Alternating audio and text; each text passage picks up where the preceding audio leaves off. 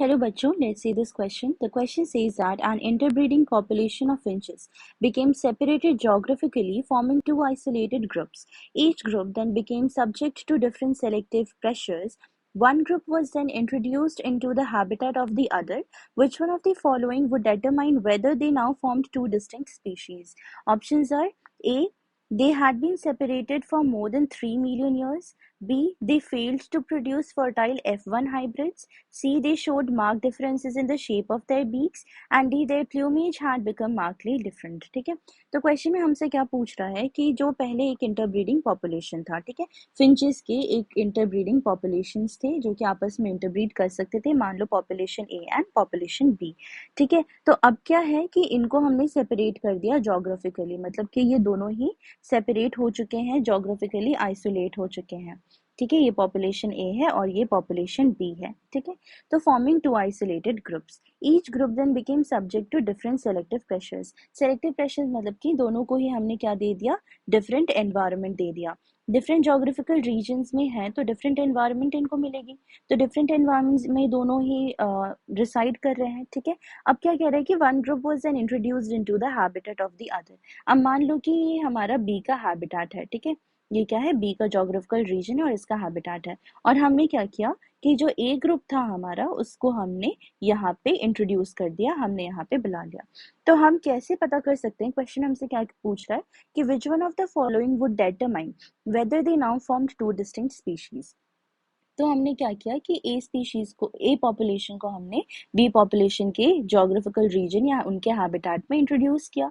तो ये पूछ रहे हैं कि अब हम कैसे डिटरमाइन कर सकते हैं कि ये दोनों ने नई स्पीशीज फॉर्म कर ली है। ठीक है, तो हम ऑप्शंस देखते हैं। पहला ऑप्शन क्या है हमारे पास, they had been separated for more than 3 million years.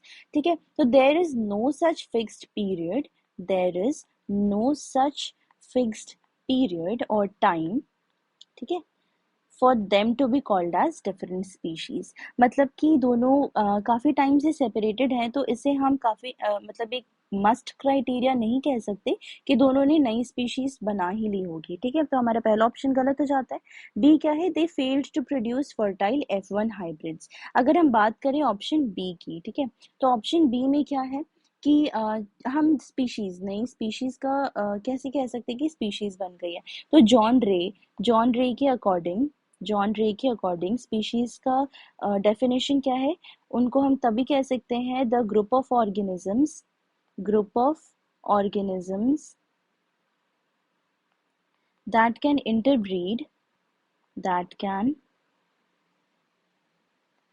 Interbreed, ठीक है, दैट कैन इंटरब्रीड, और जो उनसे प्रोजेनी बनेगी, ऑफस्प्रिंग बनेगी, वो क्या बनेगा, फर्टाइल ऑफस्प्रिंग बनेगा। ठीक है, तो ये डेफिनेशन होती है स्पीशीज की अकॉर्डिंग टू जॉन रे। ठीक है, तो क्या है कि स्पीशीज में पॉपुलेशन जो है आपस में इंटरब्रीड कर सकते हैं और जो बनेगा वो फर्टाइल ऑफस्प्रिंग बनेगा, ये एक मस्ट क्राइटेरिया है। तो हमें यहाँ पे ऑप्शन में क्या है कि they failed to produce fertile F1 hybrids, तो हमारा ये सही क्राइटेरिया जा रहा है। ठीक है, कि हम इन्हें दो डिफरेंट स्पीशीज कह सकते हैं कि अगर ये दो डिफरेंट स्पीशीज होंगे तो आपस में इंटरब्रीड नहीं कर सकते। ठीक है, अगर हम बात करें सी ऑप्शन की, तो they showed mark differences in the shape of their beaks. ठीक है, तो सी ऑप्शन की बात करें, अगर डिफरेंस आ रहे हैं इनके शेप ऑफ बीक्स में, तो that is due to different eating habits, different eating habits. ठीक है, अब डिफरेंट एनवायरनमेंट है तो डिफरेंट ईटिंग हैबिट्स होंगी, और इसके कारण बीक में चेंज आ रहा है। ठीक है, बीक के शेप में चेंज आ रहा है, but it is not a necessary condition for them to be called as different species. मतलब कि दोनों डिफरेंट स्पीशीज हों, ये ऐसा नहीं, ये ऑप्शन फुलफिल कर रहा, तो हमारा सी ऑप्शन भी गलत है। डी क्या है, their plumage had become markedly different. अगर हम डी ऑप्शन की बात करें, प्लूमेज मतलब कि फिजिकल अपीयरेंस जो है दोनों की चेंज हो गई, तो डिफरेंट एनवायरनमेंट है तो फिजिकल अपीयरेंस चेंज हो सकती है, बट इसके कारण इनका रिप्रोडक्टिव ट्रैक्ट जो है वो डिफर कर जाए या डिफरेंट हो जाए, वो डिपेंड नहीं करता। ठीक है, क्योंकि हमारे लिए जो मेनली का जो क्राइटेरिया है स्पीशीज के लिए कि इनको इंटरब्रीड करना है, तो ही हम इसे स्पीशीज कह सकते हैं, और डिफरेंट स्पीशीज होंगे तो ये साथ में इंटरब्रीड नहीं कर सकते। तो हमारा डी ऑप्शन भी गलत हो जाता है। हमारा करेक्ट ऑप्शन क्या है, B, that is they failed to produce fertile F1 hybrids. Hope you have understood the concept. All the best. Thank you.